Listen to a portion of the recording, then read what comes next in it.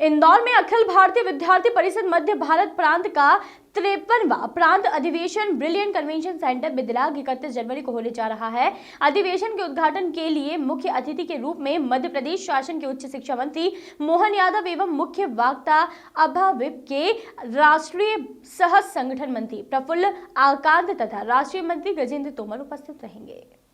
अधिवेशन में प्रांत के 35 जिलों से 800 से अधिक छात्र छात्राएं एवं प्राध्यापक कार्यकर्ता रहेंगे। वर्ष भर में आयोजित कार्यक्रम और गतिविधियों की प्रदर्शनी भी लगाई जाएगी, जिसमें शहीद थाना प्रभारी देवेंद्र चंद्रवंशी के नाम पर रहेगी और प्रदर्शनी का उद्घाटन 30 जनवरी को किया जाएगा। अधिवेशन के प्रारंभ में ध्वजारोहण किया जाएगा। तत्पश्चात प्रस्ताविक सत्र रहेगा, जिसमें नवीन सत्र 2020-21 के लिए प्रांत अध्यक्ष एवं प्रांत मंत्री का निर्वाचन भी किया जाएगा।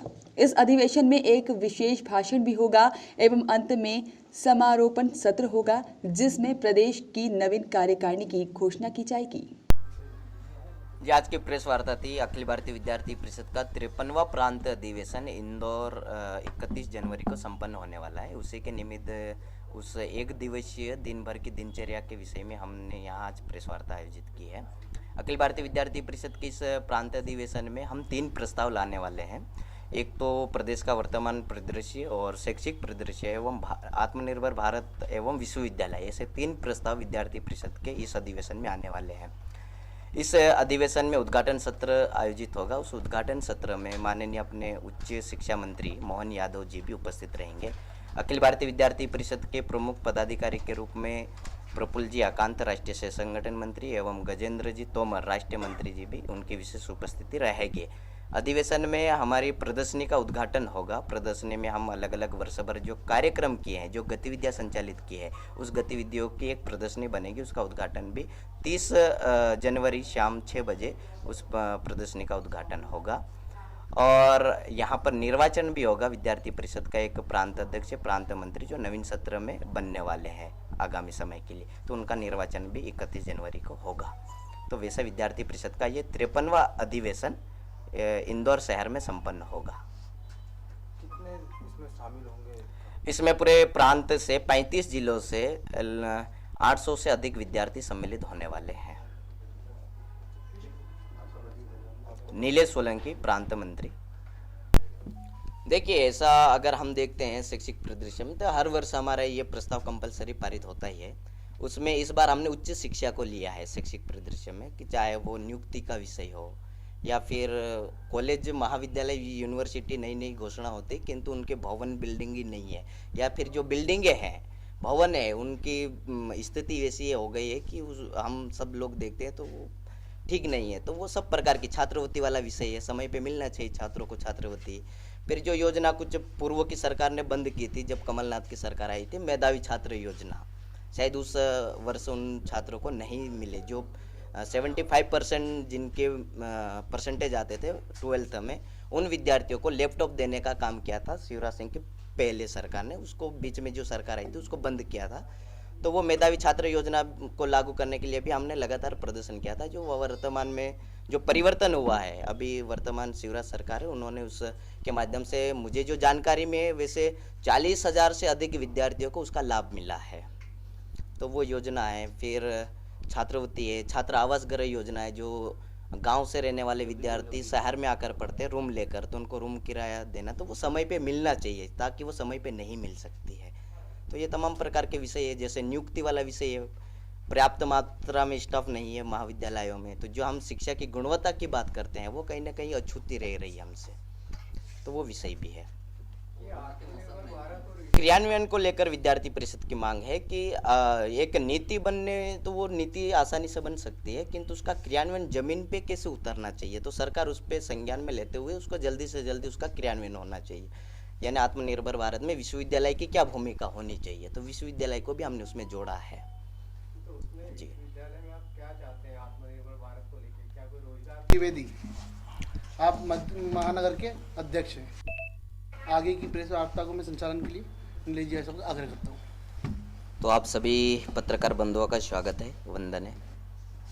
जैसा कि अखिल भारतीय विद्यार्थी परिषद का प्रतिवर्ष एक प्रांत अधिवेशन हम आयोजित करते हैं, वैसे प्रत्यक्ष रूप से अगर हम देखते हैं तो ये 3 दिवसीय अधिवेशन आयोजित होता है, किंतु अभी जो कोरोना के कारण हमने इसको 1 दिवसीय में ही करने का ऐसा सोचा है। अधिवेशन में मध्य भारत प्रांत के सभी 35 जिलों से वैसे 800 से अधिक विद्यार्थी और प्राध्यापक कार्यकर्ता यहाँ पर उपस्थित रहेंगे। इस अधिवेशन में अलग अलग विषयों को लेकर हमने 3 प्रस्ताव भी पारित करने वाले हैं, जिसमें वर्तमान परिदृश्य है, शैक्षिक परिदृश्य है और आत्मनिर्भर भारत एवं विश्वविद्यालय। इन 3 विषयों को लेकर विद्यार्थी परिषद का इस अधिवेशन में प्रस्ताव पारित होगा। हम विद्यार्थियों के समक्ष उस प्रस्ताव को रखेंगे, अलग अलग चर्चा के बाद उस प्रस्ताव को हम पूरा फाइनल करेंगे।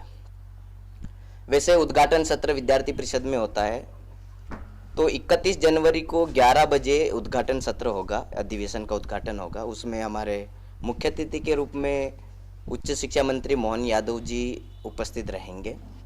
विद्यार्थी परिषद की विशेष उपस्थिति के रूप में अखिल भारतीय सह संगठन मंत्री प्रफुल्ल जी आकांत एवं राष्ट्रीय मंत्री गजेंद्र जी भी उपस्थित रहने वाले हैं।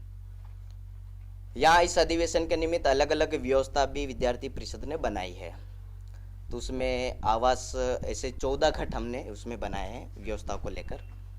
आवास है, फिर भोजन व्यवस्था है, यातायात व्यवस्था है, प्रिंटिंग व्यवस्था है, ऐसे अलग अलग प्रकार की हमने व्यवस्था के माध्यम से कार्यकर्ता को काम देने का काम भी किया है। लघुधन संग्रह है। तो वैसा पूरा इस अधिवेशन में ये प्रदर्शनी का भी एक उद्घाटन होगा, जो हम वर्ष भर हम गतिविधियां चलाते, कार्यक्रम चलाते हैं। उसमें आप अपने ज़िले में कौन कौन सी गतिविधियां हुई है, आंदोलन हुए, प्रदर्शन हुए, कोई रचनात्मक कार्यक्रम किए हैं, तो वैसे उसकी एक प्रदर्शनी भी होगी, जिसमें देवेंद्र चंद्रवंशी वैसे जो शहीद हुए हैं सैनिक, उनके नाम के वो प्रदर्शनी रहेगी और वो 30 जनवरी को उसका उद्घाटन होगा। तो इस प्रकार से ये अधिवेशन होगा और इसलिए इस विषय के संबंधित आप किसी को भी कुछ प्रश्न है तो आप पूछ सकते हैं। इस अधिवेशन को मध्य भारत प्रांत का अंतिम अधिवेशन मानना ठीक रहेगा? मध्य भारत प्रांत का वैसे संयुक्त अभी जो हमारी संगठनात्मक रचना है, अभी तक मध्य भारत एक हुआ करता था, किंतु अभी एक काम की गति के कारण या विस्तार के कारण हमने इसके 2 भाग किए हैं। इसमें मालवा, ये इंदौर और उज्जैन, ये मालवा जो होगा ये मध्य भारत से अलग होगा और मध्य भारत में अपने ग्वालियर और भोपाल संभाग, तो ये अलग होगा। यानी कि मध्य भारत का संयुक्त जो हम कहेंगे उसको ये अंतिम अधिवेशन होगा। तो दोनों प्रांत के एक साथ युवा शक्ति मिले। Bureau report, voice of rights.